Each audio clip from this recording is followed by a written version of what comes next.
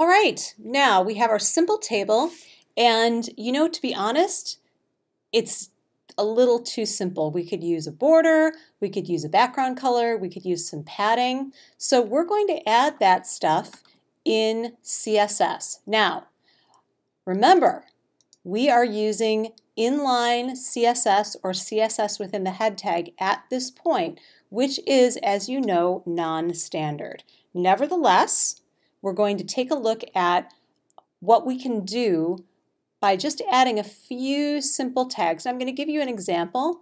So here's my final, here's what we're working towards. I've got a title here. I have, this is using row span and column span, but what's important right now are the styles. So for our table itself, the entire table, our table data, and our table header, which we haven't gotten to yet, we are declaring a new CSS rule. We're declaring that it's going to have a border of 1 pixel, and that is going to be solid rather than dashed or any other type of style, and that it's going to be black in color. Border collapse, I'll show you what that does in a minute. Border collapse collapses it to 1 line instead of 2. And padding, which gives us space between the edge of the table and the beginning of the text. So let's right now just choose to style the table tag. And we're just going to declare that it has a 1 pixel solid black border. All right, so here we are. We're going to go ahead and start the style tag.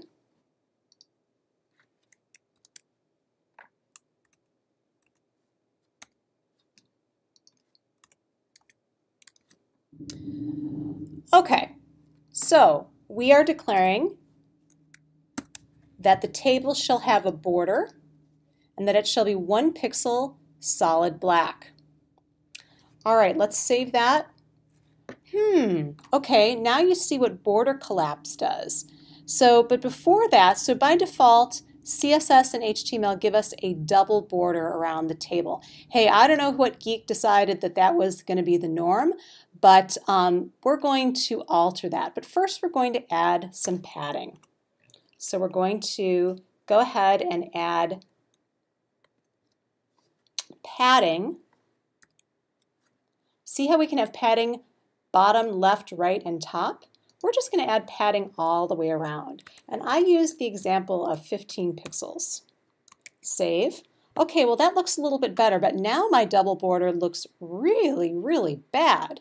Well, it looks bad to me. I don't know about you, but it looks bad to me. All right, so we're going to have a border. And look at all my possibilities here. Border bottom width, border bottom style, border image, border color. We're going to pick border collapse. Let's do border color afterwards. So border collapse is going to be the value of collapse. Okay, save. All right, now we are doing some business here.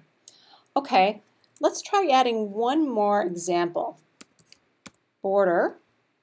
Let's do border color. Border color. All right, let's make it something not too obnoxious. We're going to go with that cadet blue. For some reason, I continuously go back to that color.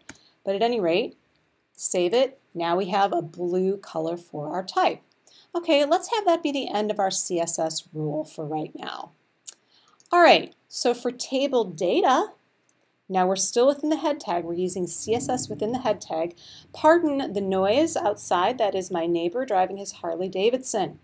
Okay, so our table, we have decided it's going to have this type of border, this type of padding, and I'm going to make a style for the paragraph tag.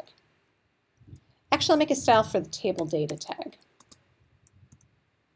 Curly brace. And it's going to be color, and let's make it cadet blue again. Okay, and lo and behold, now I have a blue color for our table. All right, so I'm going to go ahead and stop it there, and we're going to go on to table headers in a minute.